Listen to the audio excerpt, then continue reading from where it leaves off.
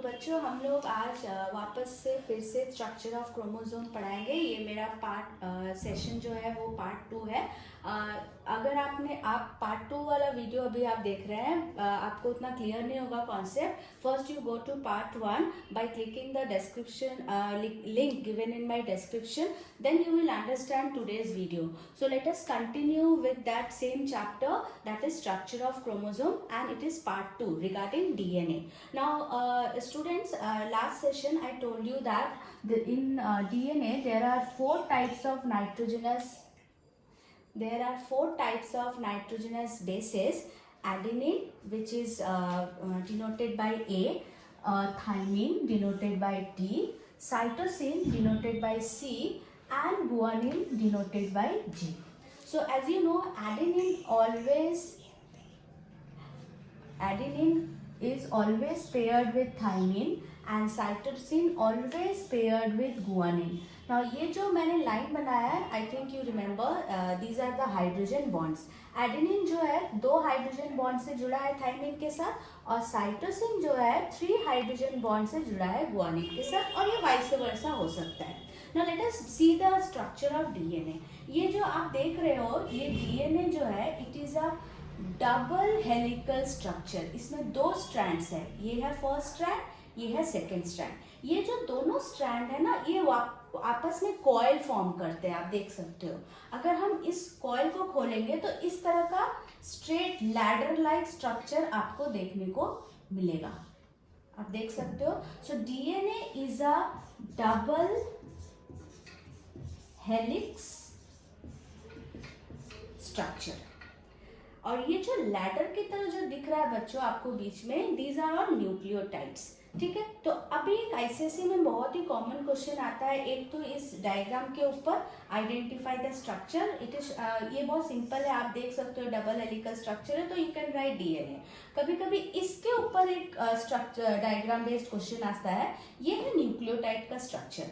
जैसा कि मैंने पार्ट 1 में आपको बताया था, nucleotide consist of a phosphate molecule, a sugar molecule and a nitrogenous base. So sugar देखो, आप देख सकते हो, ये है शुगर का स्ट्रक्चर, एक ज्योमेट्रिकल स्ट्रक्चर है। यहाँ पे आपको एक फॉस्फेट मॉलिक्यूल को लिंक किया, और यहाँ पे हमने एक नाइट्रोजनस बेस को लिंक किया है जो है cytosine. So this is representing a single nucleotide. Now in such a way, so many nucleotides, they are arranged one after the other. तो आप इस तरफ पिक्चर देख सकते हो बच्चों, these are the nucleotides. आप देख सकते हो, ये फर्स्ट स्ट्रैंड है और इस तरफ ये सेकेंड स्ट्रैंड है। तो फर्स्ट स्ट्रैंड में ये फर्स्ट न्यूक्लियोटाइड है, इधर पे एक बेस बनाया है साइटोसिन, और उसके सेकेंड स्ट्रैंड में दूसरा न्यूक्लियोटाइड है, और मैंने बताया cytosine always paired with guanine. तो ये है इसका कॉम्प्लीमेंट्री स्ट्रैंड, तो ये गुआनिन मैंने लिखा है, ये 3 hydrogen bonds. Similarly below that one more nucleotide is linked here, it is sugar, phosphate and nitrogenous base here is adenine, and it is linked with another nucleotide containing thymine as nitrogenous base, and in between that 2 hydrogen bonds are present. So total मैंने इसमें कितने nucleotides दिखाए हैं? 1, 2, 3, 4.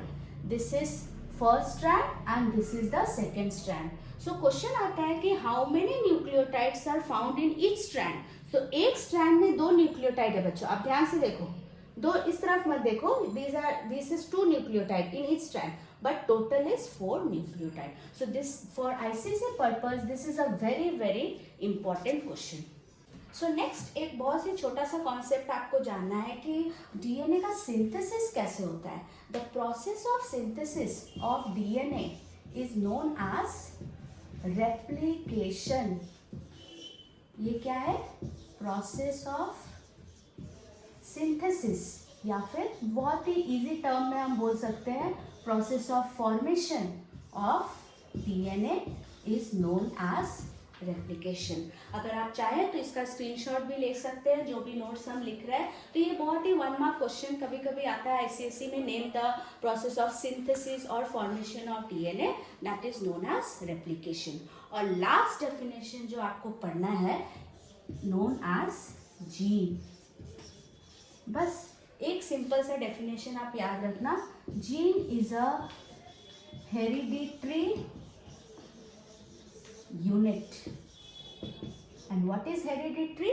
Hereditary means transmission of character from one generation to another generation. और ये gene जो है it is found in DNA. It is actually a nucleotide sequence which codes for a particular protein. So अगर nucleotide sequence that codes for a protein or any feature. तो आपको दोनों definition जानना होगा बच्चों जीन का. एक it is a hereditary unit और दूसरा है it is a nucleotide sequence that codes means responsible for a protein और फॉर एनी फीचर. तो ये रहा हमारा स्ट्रक्चर ऑफ क्रोमोसोम का कॉन्सेप्ट. मैं अभी दूसरा वीडियो आप यहाँ पे दूसरा वीडियो हम डालेंगे जो है सेल डिवीजन. तो सेल डिवीजन जब हम पढ़ाएंगे आपको ये कॉन्सेप्ट क्लियर होना चाहिए कि what is chromosome, what is DNA, तभी जाके आप सेल डिवीजन का चैप्टर आपको समझ में आएगा. आई होप मैंने आपको कॉन्सेप्ट क्लियर किया है. बहुत ही ब्रीफ. आप ज़रूर इस वीडियो को देखिएगा, आपके लिए बहुत बहुत यूजफुल होगा आईसीएसई एग्जाम में. और कुछ क्वेश्चंस भी हम डिस्कस करेंगे नेक्स्ट वीडियो में.